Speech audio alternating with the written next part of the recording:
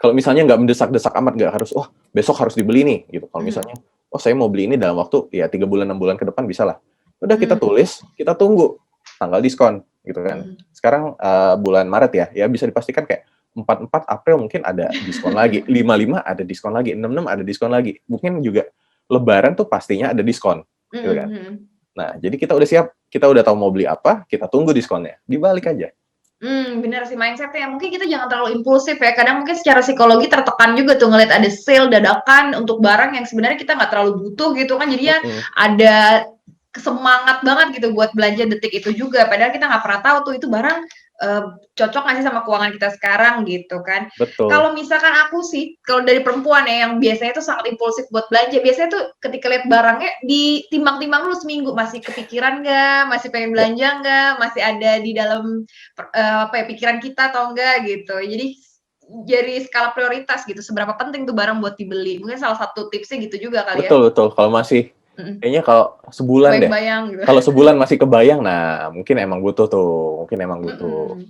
Terus ketika mau beli ternyata barangnya udah nggak ada, ya udahlah ikhlasin aja, mungkin belum jodoh Betul gitu aja betul ya. betul. Harus banyak-banyak ikhlas gitu. Kalau enggak Iya, ngikutin ego dan juga keinginan impulsif gitu nggak ada habisnya gitu. betul banget betul banget. Mhm. Nah, masalahnya tuh ketika kita punya uang sekalipun, kita belanjain barang sudah ada alokasi uangnya, kadang-kadang ada kebutuhan yang kita nggak sangka-sangka, misalkan tiba-tiba sakit, amit-amit sih ya, atau mungkin Ya, kita punya kebutuhan yang darurat banget mendadak. Nah, itu apakah milenial sekarang itu nggak punya atau kurang nih sense-nya untuk memiliki dana darurat? Bener apa nggak sih? Kalau aku ngerasain baik. teman-teman sepermainan sih nggak pernah ya mikirin kayak, "Oh, kok ada tabungan darurat nih kalau misalkan butuh apa-apa," gitu. Ya ya. Nah, ini Mhm. penting. Jadi mungkin juga, ya aku juga mengerti bahwa nggak ada yang ngajarin kita dana darurat, nggak ada yang ngajarin kita soal financial planning kan. Kan Mhm mhm. kalaupun, belajar ekonomi di sekolah kan kayak, oh ke apa, mmm, barang ini Uang harganya kecil-kecilnya 10.000, saya punya heeh. uang 20.000, kembalian 10.000, kan biasa diajarin Mhm gitu mhm doang. Nah, mhm. jadi dana darurat itu apa? Sebenarnya dana darurat itu konsepnya adalah dana cadangan, Mhm. yang udah kayak uang standby di tabungan, just in case ada kebutuhan darurat. Mhm. Gitu. Kebutuhan darurat itu seperti apa sih? Kebutuhan yang bisa mengancam pemasukan kita. Kan kalau pemasukan kita terhenti, hidup kita jadi ya terancam gitu kan. Nah, Iya, misalnya gini, tanggungannya dari tabungan lah mau nggak mau ya. betul betul. Nah, jadi ada dana minimal, itu disarankan sebaiknya ada dana sebesar 3 kali pengeluaran bulanan, gitu. 3 kali pengeluaran bulanan dan itu kalau misalkan mungkin single kali ya, kalau punya Iya, anak dan tanggungan lain agak susah tuh. lebih lagi. Nah gitu, jadi kalau Mmm, single itu 3 bulan, tapi anggap aja ya, berhubung sekarang corona, aku bikin jadi 6 bulan aja ya, biar biar jaga-jaga gitu, 6 bulan 6 bulan. pengeluaran harus ada di tabungan kita gitu ya? Betul. Jadi, nah kita lihat misalnya sebulan itu kita keluar 5 juta nih, gitu Mhm. kan, buat apalah, makan segala macam, intinya keluar 5 juta. Nah berarti dana di tabungan kita harus ada minimal 30 juta, itu minimal. Mmm, mhm mhm Jangan mhm. diapa-apain, jangan dipakai buat belanja, jangan dipakai buat apa-apain. Kenapa ini harus disimpan di situ? Ya karena tadi kebutuhan darurat. Misalnya kan sekarang pandemi, Mhm. banyak terjadi, PHK gitu kan. Yes.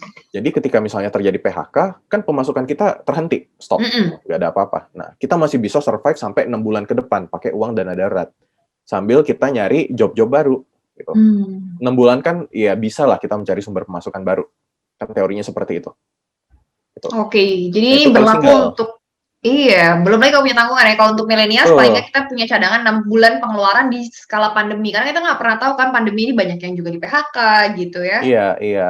Nah, kalau misalnya udah nemu job baru gitu ya, Mhm. dana daruratnya diisi lagi sampai 30 juta lagi, gitu. Jadi jangan Mmm, belanja-belanja dulu, ini mhm dulu yang mhm. penting, gitu Mhm. loh.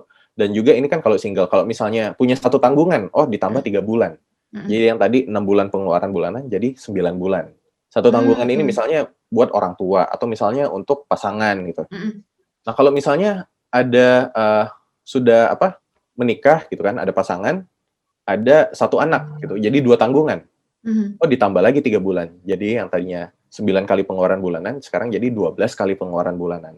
Waduh, pusing ya dan itu Pusing. penting banget ya. Itu apa artinya, dana ini udah pasti akan kepakai gitu ya dengan jangka waktu 6 bulan ke depan gitu? Nah, ini kan kita kan jaga-jaga ya, kayak ya Mhm kita kan mhm tahu ya, misalnya mhm misalnya juga, apa, mungkin ada di sini kayak kemarin-kemarin kan Jakarta sempat banjir ya, ada yang mhm. mobilnya kerendam, gitu. Mmm, Mobilnya kerendam, terus ada yang kayak, "Waduh, kalau nggak ada mobil saya nggak bisa kerja," atau mungkin memang ada yang, sambil nyambi, kerja juga tapi, di akhir pekan, jadi, taksi online gitu.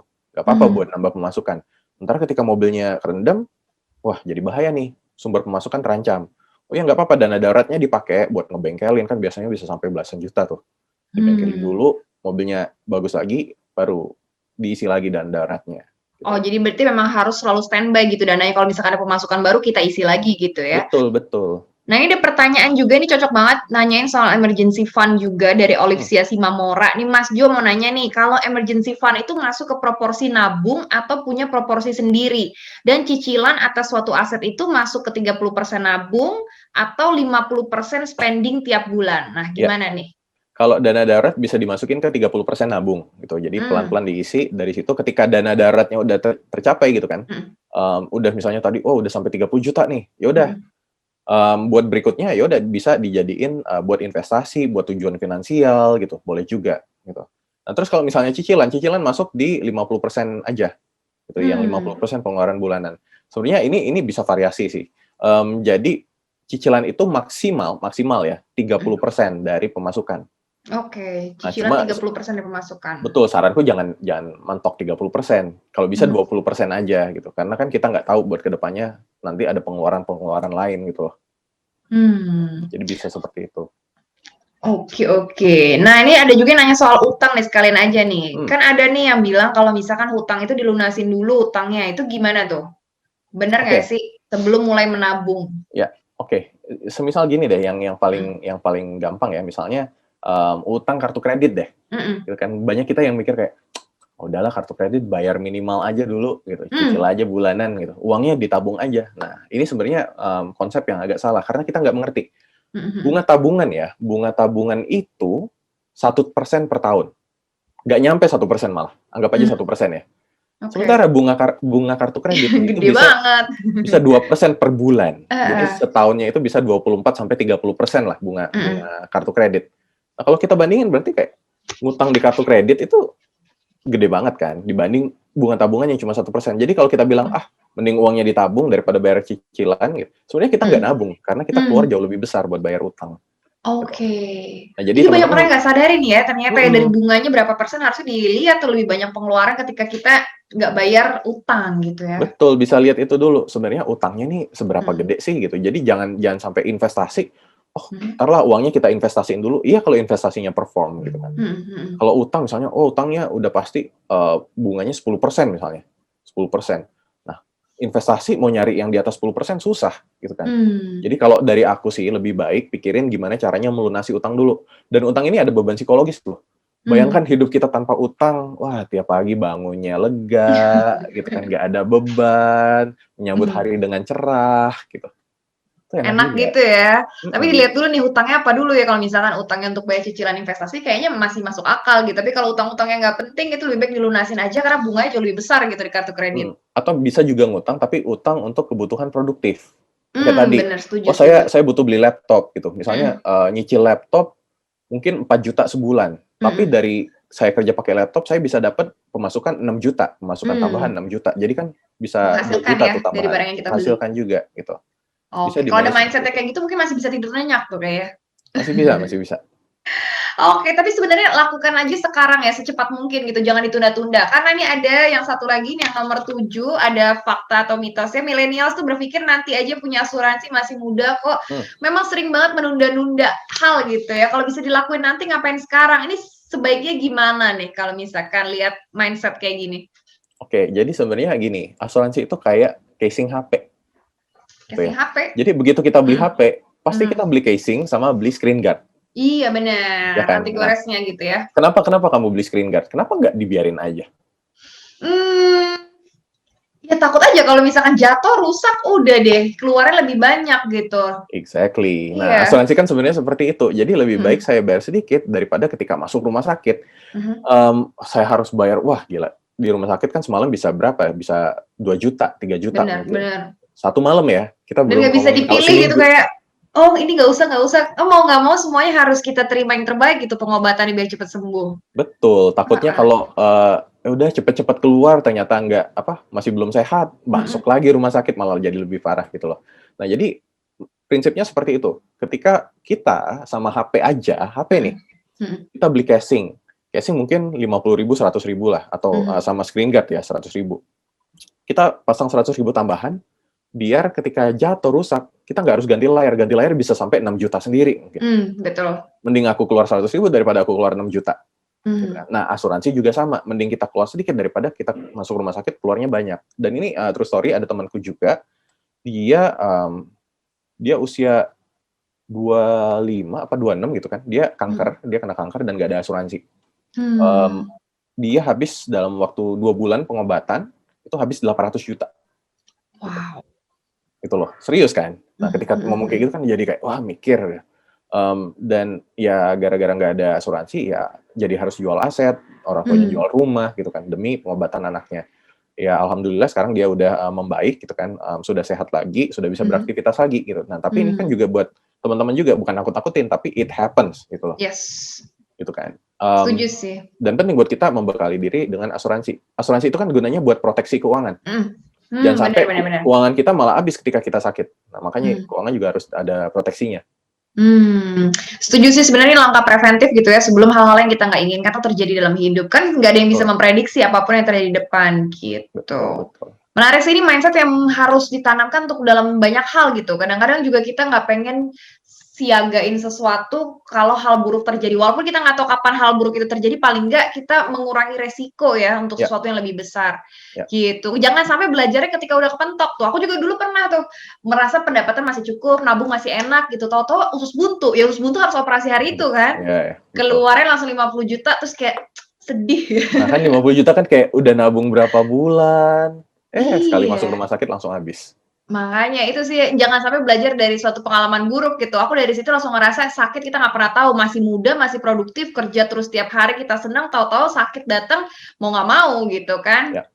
Ya. Oke, jadi itu pelajaran yang harus diketahui nih sama millennials, jangan sampai sakit dulu. Nah, itu dia menjadi salah satu inspirasi juga dan motivasi untuk berinvestasi. Karena ini ada slide berikutnya yang ke-8, katanya millennials yang baru dapat pekerjaan perlu berinvestasi sejak muda. Seberapa penting sih, seberapa perlu kita berinvestasi sejak muda? Kenapa harus pas muda gitu?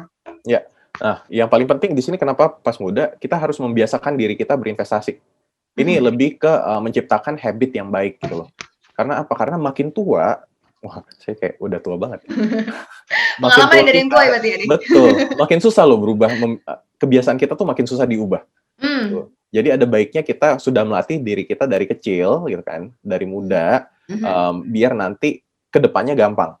Kita tidak mulai sesuatu yang baru gitu. Dan investasi sejak muda kan, ya balik lagi, investasi itu kayak sedikit-sedikit lama-lama jadi bukit. Yes. Kan. Lakukan secara rutin gitu. Jangan cuma kayak udahlah nanti aja pas gua udah umur 40 ya keburu susah ngumpulin uangnya.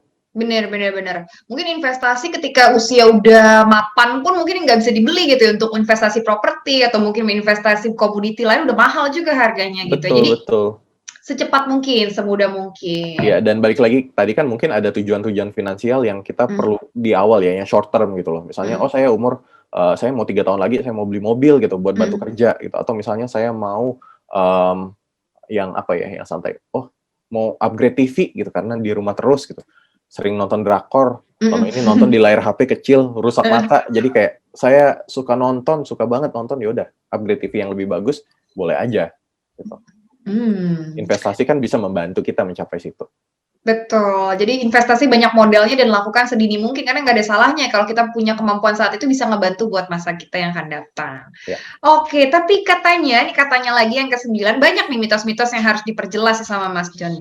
Katanya millennials merasa perencanaan keuangan yang dimiliki sudah aman sampai hari tua. Mungkin kebanyakan millennial santuy aja gitu ya, ngerasa kayak cukup-cukup aja. Ya, perencanaan keuangan ini pun sebenarnya harus kita update ya. Ya ibaratnya kan situasi berubah terus. Mungkin sekarang saya single gitu, 2 tahun lagi menikah. Kan? Ini harus beda lagi. Kenapa? Pengeluaran bulanannya aja udah beda gitu kan. Tujuan finansialnya mungkin jadi ada yang bertambah gitu. Atau mungkin nanti ketika misalnya punya anak, berarti nanti saya juga harus menyiapkan uang kuliahnya dia dong gitu kan, uang pendidikan sampai ke kuliah gitu. Nah, ini juga harus dipikirin. Jadi ada baiknya ketika kita melakukan financial planning, kita update secara berkala. Tujuan ini masih relevan nggak gitu? Tujuan ini perlu ditambah nggak? Juga. Jangan sampai malah kita kayak, oh saya kan maunya ini, tapi situasi udah berubah jauh gitu loh. Menarik ya, jadi sebenarnya financial update itu bukan sesuatu yang kita bikin dari jauh-jauh hari untuk masa depan doang, tapi harus terus diupdate sesuai dengan berjalannya waktu gitu ya. Bisa Ibaratnya jadi yang tadi kan, kita dari Pondok Indah mau ke Ancol. Oh mhm, kita udah tahu nih jalannya lewat sini. Di tengah jalan baru maju 1 kilo, ya macet. mhm, Nah, apa kita mau stay di jalan itu? Kan kita jadi improve kan. Oh, di mmm, sini macet, aku harus cari jalan lain. Oh, bisa lewat sini, oke belok. Gitu. Oh, sampai sini mmm, ternyata macet juga. Ya udah macet, apakah kita ganti jalan lain atau kita ngetem dulu aja? Ya udah deh, sekalian makan siang dulu. Gitu. Nah, itu mmm. bisa diupdate seperti itu juga istilahnya. Jadi sangat fleksibel dan terbuka dengan segala perubahan dan improvement gitu ya untuk financial Betul, planning kita. Jadi kita nggak bisa stick sama satu hal yang kita pegang dari situ. Mungkin justru banyak opportunity sambil kita jalan kan kita harus lihat itu juga gitu. betul, betul.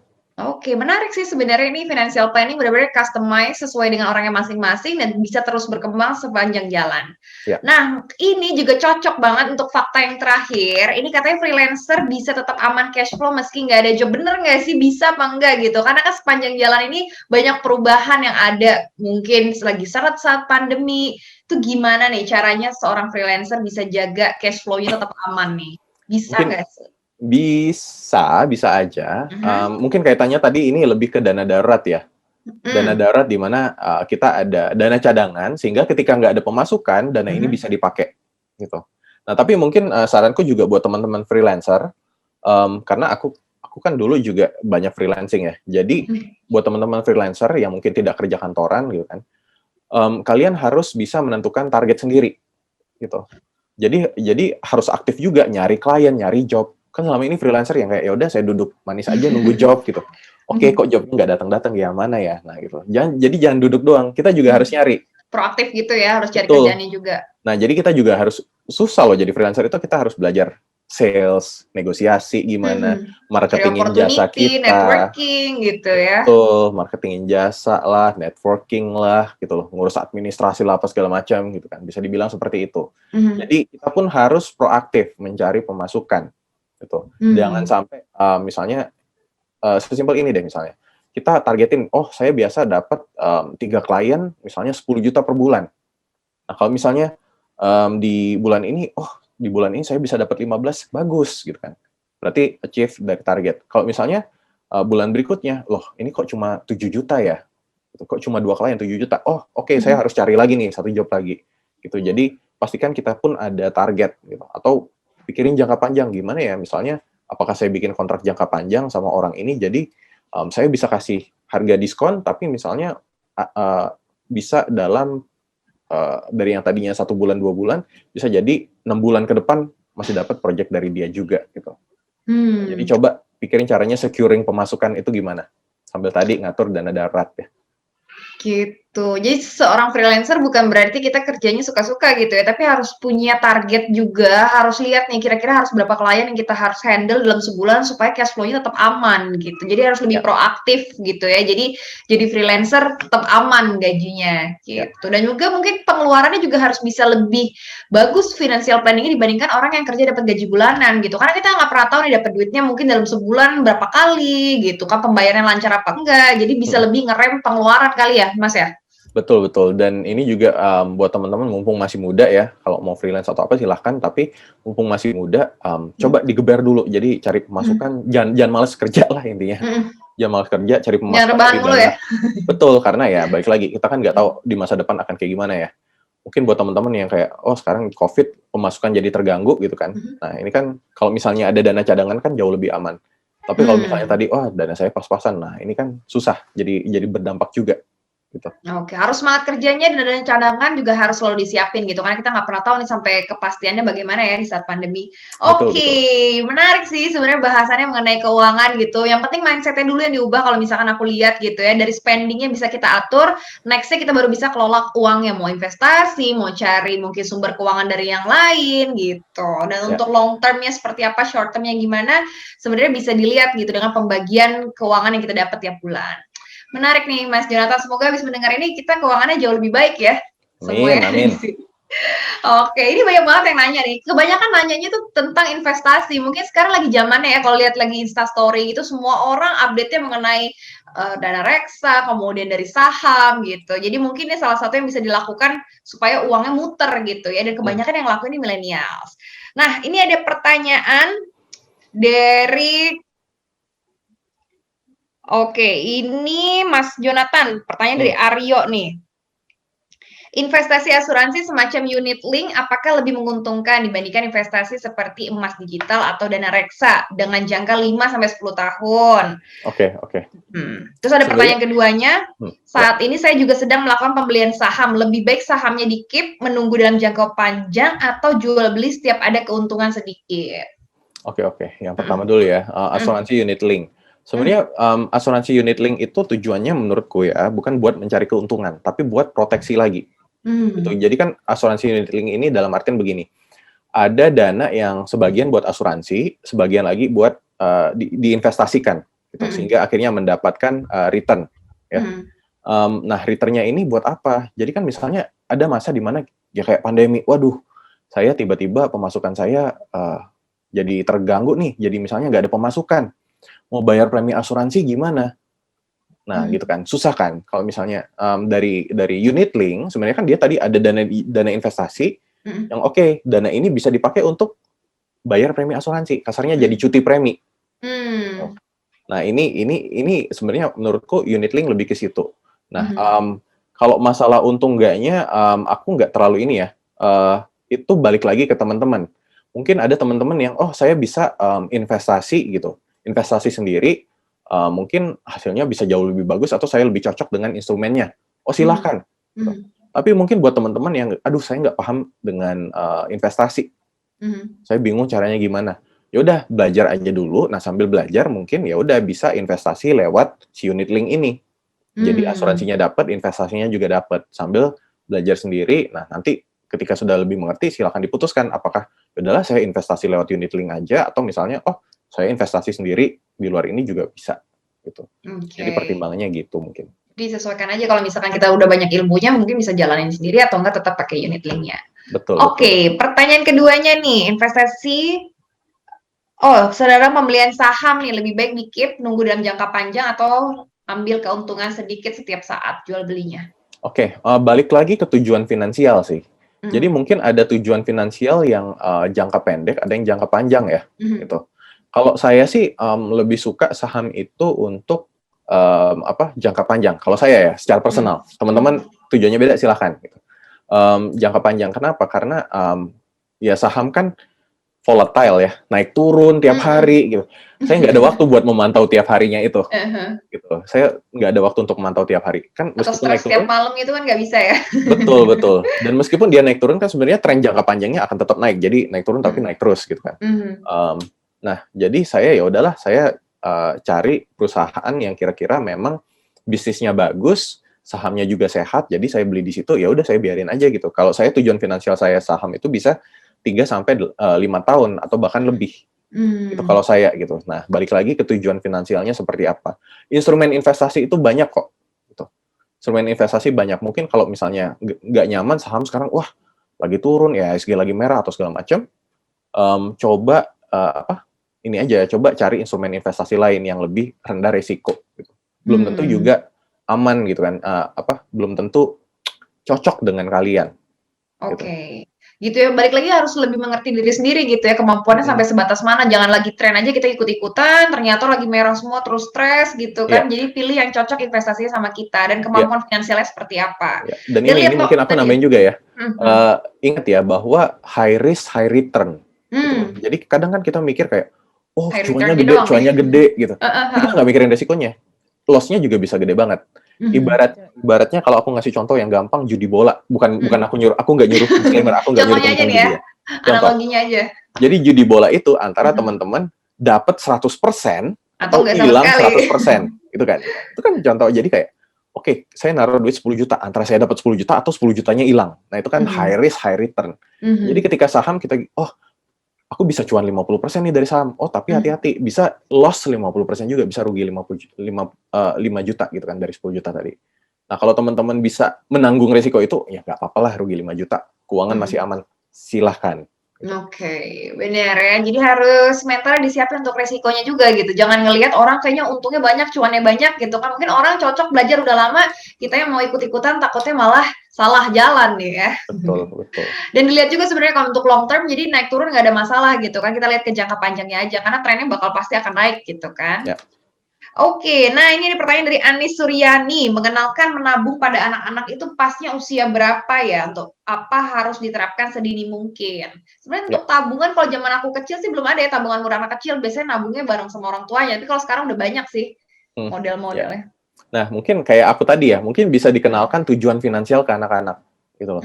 Tujuan finansial yang tadi, mungkin anak-anak kan mimpinya ya kayak aku mimpinya, wow, aku pengen beli komik gitu. Mungkin ada yang pengen beli, aku pengen beli kain seperti ini, atau aku pengen beli mainan teddy bear gitu.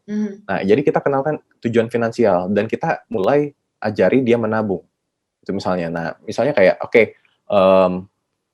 misalnya mama akan kasih kamu gitu ya, mama akan kasih kamu misalnya 10.000 1.000 tiap hari lah, misalnya 1.000 tiap hari mama kasih kamu, dan kalau misalnya kamu bisa nabung sampai 30.000, nanti mama tambahin 20.000, 50.000 untuk beli boneka ini. Nah, itu kan bisa jadi motivasi buat dia, habitnya jadi terbangun gitu. Nah, itu bisa coba kenalin tujuan finansial. Tujuan finansial ya itu tadi, ada apa ya, ada nilai yang lebih besar lah dibanding tadi belanja-belanja yang kecil-kecil tapi banyak gitu. Bagus sih sebenarnya menanamkan mental seperti itu ya ke anak-anak sekarang gitu. Jadi mereka untuk mendapatkan sesuatu mungkin ada step-stepnya gitu.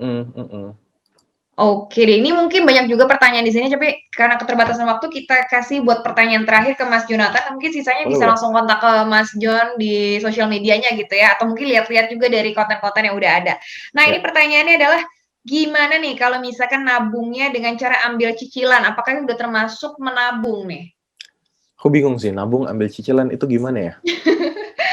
Iya, jadi maksudnya, oh saya punya dana sekian, saya pakai tabungnya untuk nyicil beli rumah. Itu sebenarnya nabung juga nggak sih? Oh, oke, mungkin beda ya.